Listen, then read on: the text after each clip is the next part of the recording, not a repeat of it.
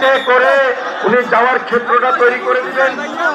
এই ব্যাপারে সর্বাত্মক সহযোগিতা, আন্তরিকতা, দায়িত্বশীলতা এবং আপনার ধৈর্য করবেন আমরা প্রত্যাশা করছি আপনাদের কাছে।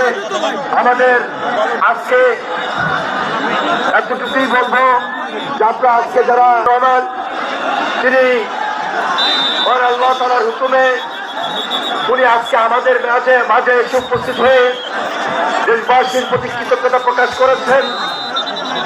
আমরা তাকে আন্তরিকভাবে মোবারকবাদ জানাই, ধন্যবাদ জানাই এবং অভিনন্দন জানাই।